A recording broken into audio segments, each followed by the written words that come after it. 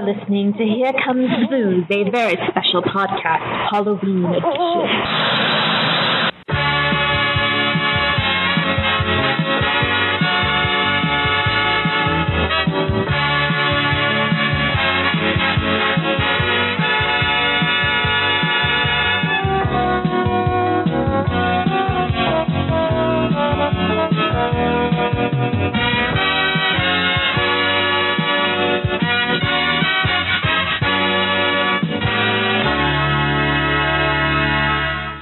Hello, everybody, and welcome back to a very special podcast. This is the podcast in which we watch all of your favorite television series from yesteryear and then discuss them over a glass of wine. I'm Patrick M. Dunn, and you probably remember me from the previous 50-something episodes of the podcast. And I'm joined here by the accomplished author, Kat Halstead. We are still in our Here Comes the Booze Halloween segment of the podcast, which we've been doing for the last couple of weeks. Yes, we are. And this is really weird because it is like a heat wave. You're in a heat wave, and I'm sitting here bundled up in a hoodie in Colorado. I am in a tank top and underwear right now just because it is that hot out. And I've got an appleberry candle burning to warm up my room. An applewood candleberry? Appleberry candle. Oh, I completely dyslexia'd that. Yeah, that's not how dyslexia works, sweetheart. Audible dyslexia. What's that called? I don't know. Well, someone who listens probably knows, so you can tweet us at Very Podcast and let Patrick know what learning disability he has. Yes. So what are we doing tonight? We are doing the Legend of Sleepy Hollow animated featurette by Walt Disney. This is from 1949. It is a segment of the adventures of Ichabod and Mr. Toad. Disney used to do compilation films and release them in theaters. They were called package films. Like, they would do things that were not full length, that they thought would be full length. They thought both Mr. Toad and Sleepy Hollow would be full length features. But as they were working on them, they realized they had issues with both, and they packaged them together. It's happened with, like, Mickey and the Beanstalk and Prince and the Pauper, maybe? Like, they were part of compilations. Yeah, like, that's kind of like the idea of it is you take two films, you put them together, and you send them out to the theaters. Not every Disney film can be a Cinderella or a Bambi. Exactly. This one famously features Bing Crosby as the narrator. Woohoo! Bing Crosby. Perhaps our elderly audience knows him as the famous actor from the 40s and the crooner. Hello, how do you not know Bing Crosby? Well, he is the quintessential Christmas album to have. Hello, two of the greatest Christmas movies ever, Holiday Inn and White Christmas. Boom. Yeah, see, I'm wildly aware of who he is, but I just think our elderly audience might know him a little more intimate than we do. Maybe.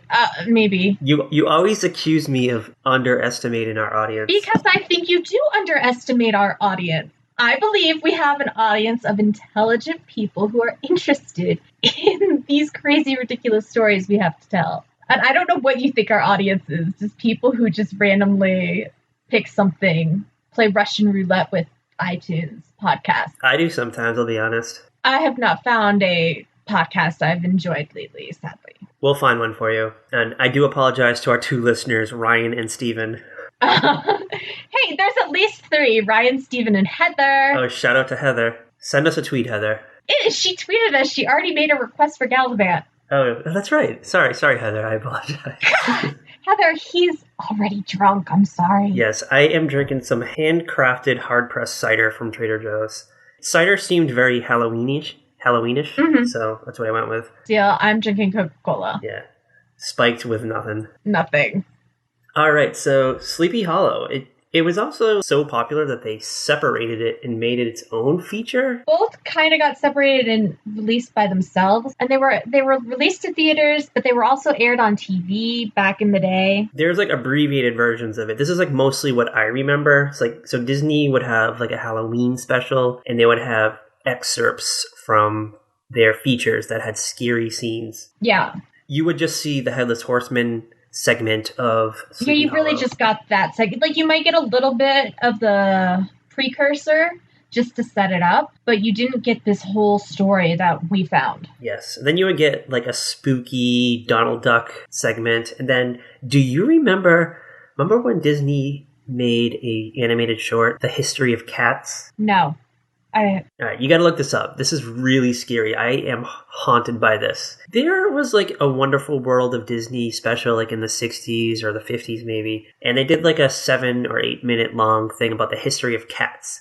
So like you learned about how like cats were considered gods to the Egyptians, and they kind of showed like how cats were portrayed throughout history. And then it got to the New World time, like in the 1600s when people came over to the Americas. And the Great Cat Family? might be. And Americans viewed cats as like demonic creatures. So there was a segment where this really old lady, and she's just sitting in her living room in like 1632, New England probably. And she's like chilling by the fireplace, and there's a cat laying right in front of the fireplace, and it's just staring at her, and its eyes are squinting. The lady has this most horrifying look on her face, like she is scared to death of her cat. A little ember comes out of the fireplace, and it lands on the cat's tail, so he like freaks out. So the lady now thinks the cat's possessed. It was kind of scary, because now the cat's being pursued by the townspeople. Okay, yeah. They have pitchforks. It's kind of like the Simpsons movie where they're like marching the Simpsons out of town. They're marching. Oh, I think I just found that part. Did you see the lady's face? Not yet. I think I'm getting to it. We'll put a GIF of it on our website, averyspecialpodcast.com. Oh, yeah, she's oh my god, this is creepy. I remember seeing that when I was little, and I would have nightmares from that lady. Oh my god, yeah, okay. Pat's doing stuff later. I think she is scarier than the witch transformation in Snow White. She's pretty scary. That was pretty scary. Yeah, it's pretty ghoulish. But when it comes down to it, I think all Disney movies are scary in their own ways. Mm-hmm. Beauty and the Beast is fucking terrifying. Well, you know what? There are times when I forget how scary a Disney movie is until I show it to my nephew. Your 3-year-old nephew? Yes. And are you shielding him from horror? kind of trying to. He's only 3. You have to experience it, and you have to kind of be exposed to the stuff, or else you're going to be like 12 years old. You're going to be at a party one day, and someone's going to be watching a PG horror movie like Paranorman, and you're gonna be like scared of some dumb scene. Yeah. So you have to go through this. Like, you have to be terrified by the Legend of Sleepy Hollow. You have to go through this, though, because, like I said, Beauty and the Beast is terrifying. What would you do if you came home and saw walking and talking drinkware? I would freak out. Belle lived in that castle. Everything was pretty much brought to life. So, like, what are you going to drink out of? Are you going to drink out of your friend that talks to you? Who's a cup? Yeah, like, how did that work? It's funny because Beast is the least scariest thing in the tale because, you know, he's like a Bigfoot, right? Kind of, sort of, yeah. And Bigfoot's a rail. So he's like the most realistic thing in this movie. Wasn't Angela Lansbury the tea kettle or the teapot? Yes, Mrs. Pop. Mrs. Potts. Yeah. I almost said Annie Potts. That's someone totally different. That would have been great stunt casting, though. It would have. Did we ever figure out how old Angela Lansbury was when we were doing the Murder She Wrote episode? I have no idea. Because she was up there then, so she's got to be like up there now. Here you go, trying to kill off Angela Lansbury. Patrick's always trying to kill off old celebrities. What's up with that? We brought up Zsa Zsa Gabor a few months back, and she's still kicking. Patrick. Yeah. As of this recording, she is still alive, unless she just died right this second. Oh my god, you're awful. I do worry about certain celebrities who are up there in age. Yes. Like Harrison Ford. Like, he almost died on Star Wars The Force Awakens and in that, like, real-life plane crash. Yeah, I was going to say, that plane crash is kind of what almost took him out. He was, like, severely injured on Star Wars The Force Awakens, and they really downplayed the injury while they were making the movie. But it came out after the movie was released that, like, he almost died. Damn, I didn't realize it was that bad. See, I don't pay attention to that stuff, though, either. Google that. There's some serious Harrison Ford Final Destination shit going on right now. So let's get back to Sleepy Hollow for a bit. Yeah. So it's based on a short story by Washington Irving that was originally published in 1820. All right. Did you just do a Matthew McConaughey? I think I did. I was hoping you wouldn't call me out on that, but I totally did. Ichabod Crane. Is it wrong to say that he kind of reminds me of Adam Driver from HBO's Girls? Okay, I see that. I've always said that Adam Driver was like BFG-ish in appearance. I've completely overlooked the Ichabod Crane factor. Have you read or watched any version of Pride and Prejudice? I have not. I apologize. Ichabod Crane, like the whole time, like just his character and his goals throughout the whole thing just screamed Mr. Collins to me. That's a character in Pride and Prejudice. Those who have read Pride and Prejudice, which I'm betting a lot of our listeners have, will understand. Does Pride and Prejudice and Zombies count? Yes, it does. Okay. I have not seen that either. Is Mr. Collins, like, lanky like Ichabod Crane is? He can be. He's just like that weaselly kind of guy who is trying to social climb. And that is what Ichabod Crane is trying to do. He's trying to climb that social ladder. Yeah, because he is a headmaster, which is basically just another way of saying teacher. Yes. He taught at one of those old-style, old-timey schools that was just one room, a small building that had a fireplace in it. Yes. He did not like being a teacher, I gather. I feel as though back then a lot of people got into teaching because that was just kind of like one of those jobs you got if you didn't want to work the farm. Yeah, like you either worked on the farm, you built fences, or you were a teacher. Yeah. Brom Bones definitely was a fence builder or worked on the farm. He was one of those two. Yeah, he was definitely like some guy working the land. He had those muscles. He was burly. He was kind of like the bounty mascot. Yes, he's just that ripped, masculine man, the kind that you know. If he were alive today, he would be wearing the red and black lumberjack flannel. Oh, yeah. Paul Bunyan-esque. Oh, yeah. And Ichabod Crane, he has no chance. Doesn't he has gigantic ears. Can we just get that out of the way? And he's got that nose. He has this enormous schnoz. Like, if he walked into the wall with an erection, he would hurt his nose. Like, that's how big his nose was. Yeah. But back to his ears. I kept waiting for Ichabod to take flight. He's not Dumbo. Yeah, like, isn't that what made Dumbo fly, his enormous ears? I think there was some kind of magic as well, but was there? I don't know. It's been a really long time since I've seen Dumbo. What was Dumbo? Was that based on something? I think it was based on a story, on a book. That's right. All I remember about that movie was there was a flock of storks dropping baby circus animals off to their parents, and along comes Dumbo, and he's mocked by all the other lady elephants for having huge ass ears. And then later on in the movie, Dumbo and that little mouse that he hangs out with, they drink champagne accidentally. And then they see all the pink elephants. Yeah, they get drunk and have hallucinations. And Dumbo getting wasted and seeing pink elephants perfectly sums up the podcast. Yes, that is our life. And we can circle back to Sleepy Hollow. They have boozy references. So when they first introduce Brom Bones, he picks up a beer keg with one hand and he pours it into mugs for his boys outside the bar. Yeah. Going to a bar in colonial America seems like it would be really fun. Have you watched Turn? Come on. Yeah, Turn, Washington Spies. Yes, the greatest show on AMC. What else is there to do after you're working on the farm all day or building log cabins? You just have to go to the pub. You have to go to the pub, then you see your enemies. Is it called Ye Old Pub with No. an E at the end of old? I would love for there to be a Cheers-like sitcom that takes place in the pre-America days. Oh my god, that would be hilarious. Okay, we're writing it and we're going to pitch it to NBC because they always need new sitcoms. It could be a spin-off to Turn Washington Spies because just make a strictly comedy version of it. Everyone loves a period piece. This could be bigger than Mad Men. It could be, yeah. AMC has to get on this because they owe us one for making us suffer through Fear the Walking Dead. I'll take your word for it. So Ichabod Crane, he's new to town. He is lanky, hideous looking like we've established, but women seem to flock to him for some reason. Yeah, I don't get it. Or maybe it's just because he's new to town and they're just sick of all these other guys who either aren't paying them attention and they think if they pay him attention, they'll get jealous and they'll finally get the attention they want from the guys they want. Yeah, well, everyone in town is street smart, but Ichabod is book smart, so I don't know, maybe that's new to the ladies of Tarrytown. Yeah, maybe. So is working at the school. Did we determine if that was like a glamorous job? We figured it was just kind of like what you did. Is he like the coach of Friday Night Lights, like Coach Taylor? Like, this is like a glamorous job? No.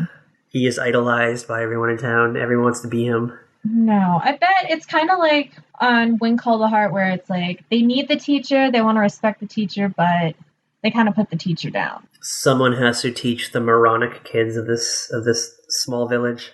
And they're going to be really, like, cranky about who actually does it, and they're always going to find a reason not to like you. But like, everyone in town is really into farming. Yeah. In old-timey days, like, how did you find someone who is a good educator that is an outsider?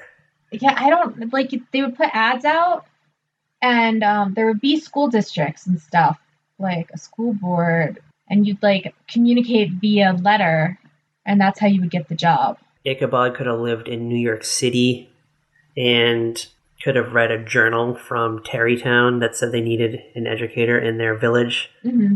Something like that. Okay.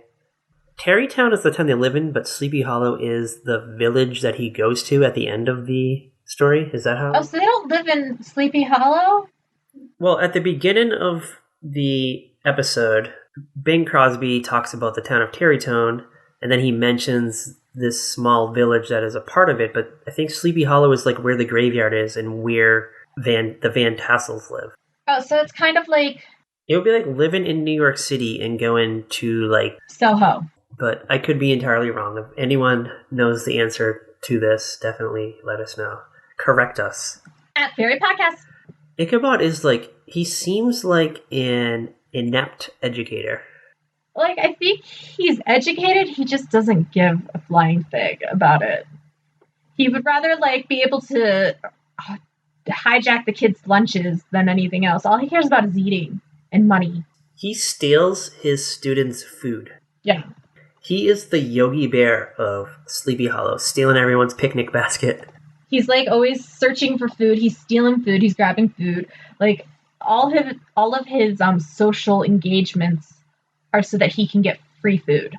Because he's like this scrawny, bottomless. Yeah, he ponies up to the students' moms. He gets invited to dinners and things.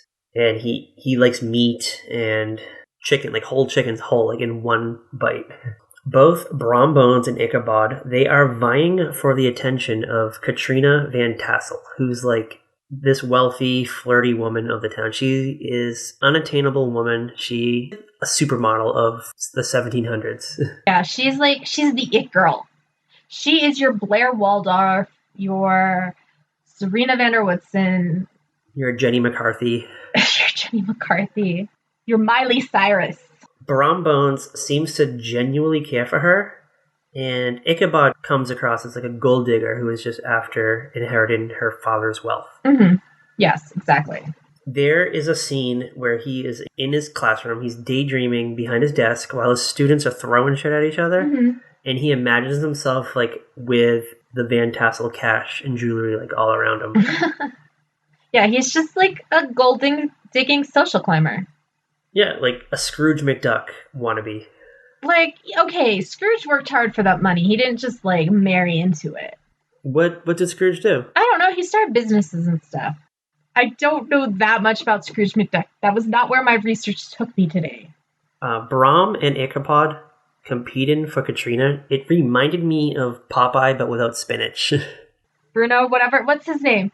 What's the guy in Popeye's name? Brutus? Bruno? Yeah, I think it's Brutus.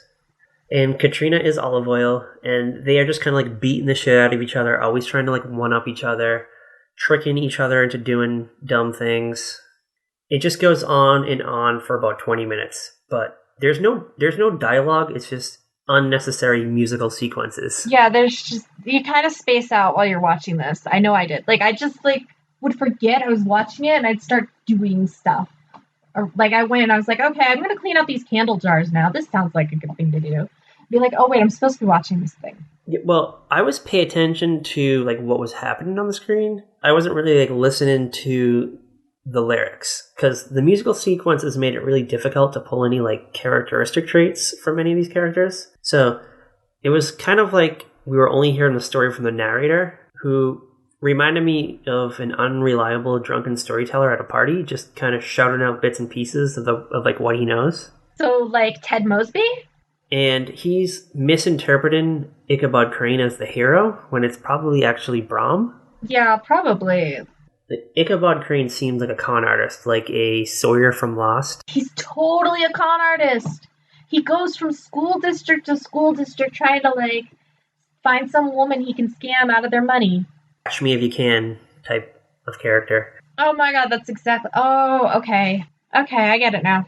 See, I had to look in between these dumb musical sequences to determine this. I obviously just did not have this focus today. Because Bing Crosby was making you feel bad for Ichabod Crane, but in reality it should have been the opposite, I think. It is confusing because Katrina, being the coquette she is, she seems to have no allegiance to either guy. Yeah, she just... whatever. She just goes to whoever is in front of her.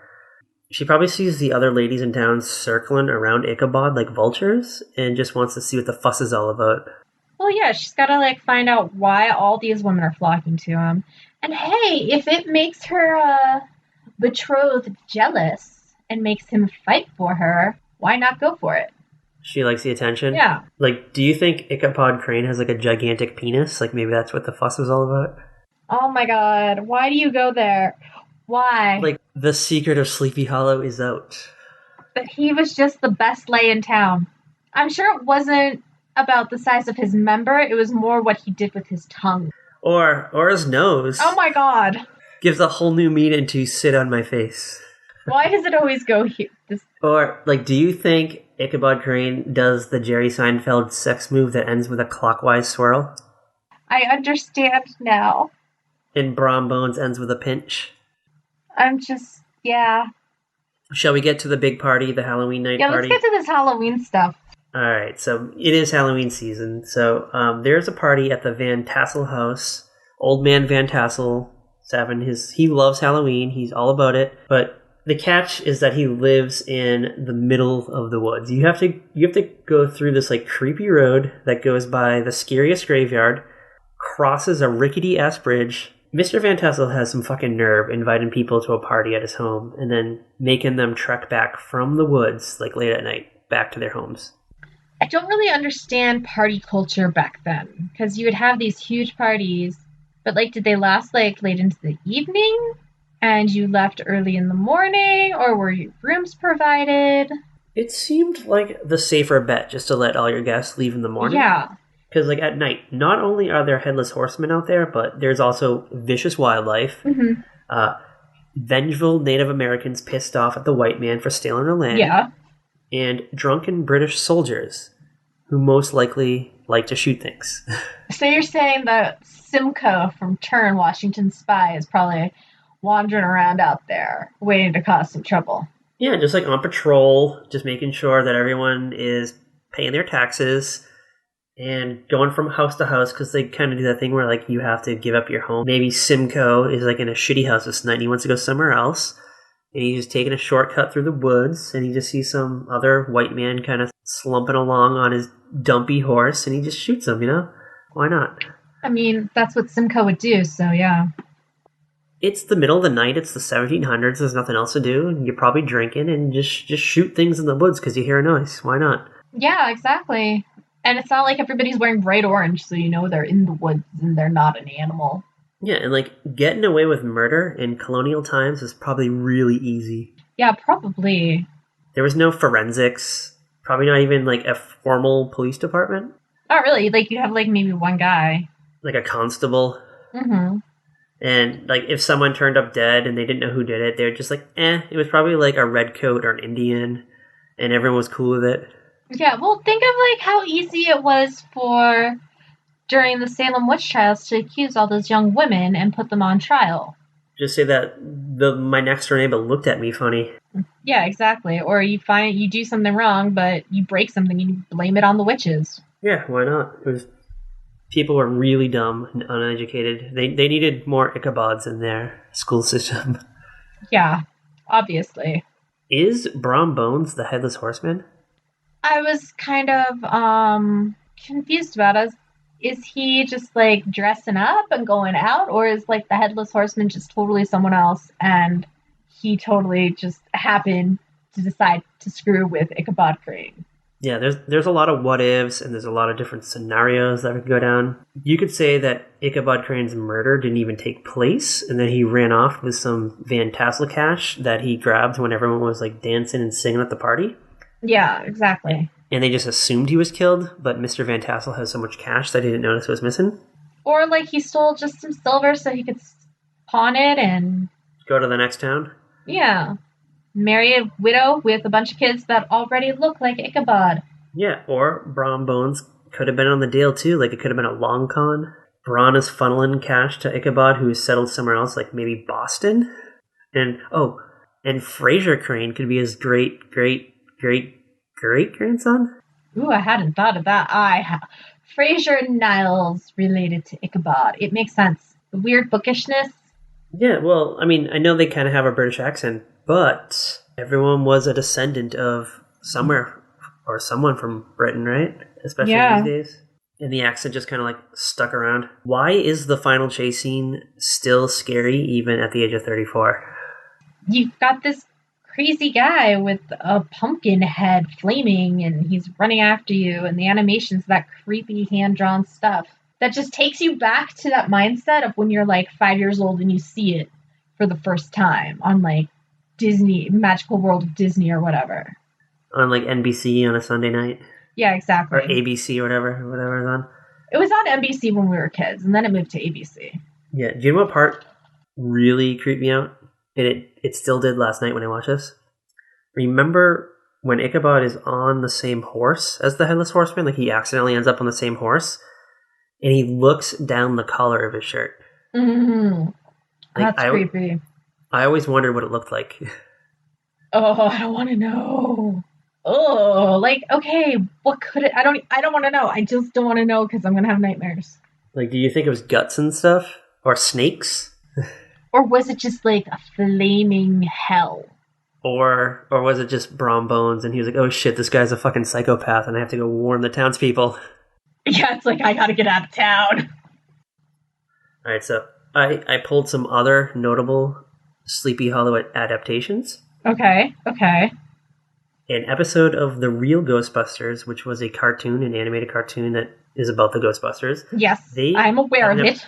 They featured a descendant of Ichabod Crane in an episode who was cursed by a headless apparition on a motorcycle who viciously pursues men to whom she's attracted to. Okay, then. So it's like a lady headless horseman. Wow. Who rides a motorcycle. And not to be confused with the Lady Ghostbusters, which angered a lot of people. I don't want to talk about that. Moving along, we also have an episode of Kolchak the Night Stalker, which is often cited as the inspiration for the X-Files. They had a similar episode involving a headless headless motorcycle rider who decapitates his victims. Okay. So the modern day thing is that horses are no longer scary and motorcycles are. I get it.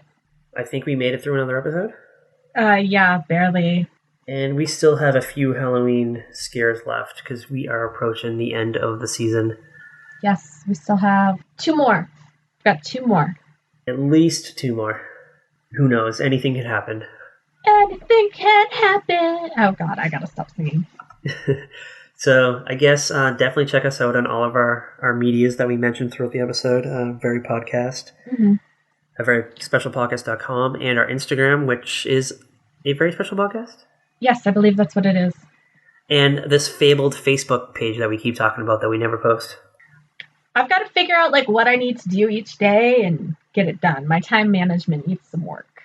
Yes. It's been thrown off. If you tweet us with your questions and comments and suggestions, we'll really appreciate that. Who knows? Maybe we'll send you a Christmas ornament. Okay, you really just want to get rid of those Christmas ornaments I sent you. Well, I got like 3 of them. I don't know what to do with them. And you were hinting that you were going to make more. I mean, it's tricky dinks. They're not that difficult to make. We should print out our favorite television characters and then make them into Christmas ornaments. We could do that. I am envisioning like a Marissa Cooper ornament right now. Oh my god, a hot mess, Nisha Martin. Or a Jared Leto ornament. Yes. Don Draper. Yeah, Don Draper, Peggy Olson. Oh my god, I'm putting this on my to-do list. Well, definitely join us next week. And as always, bye!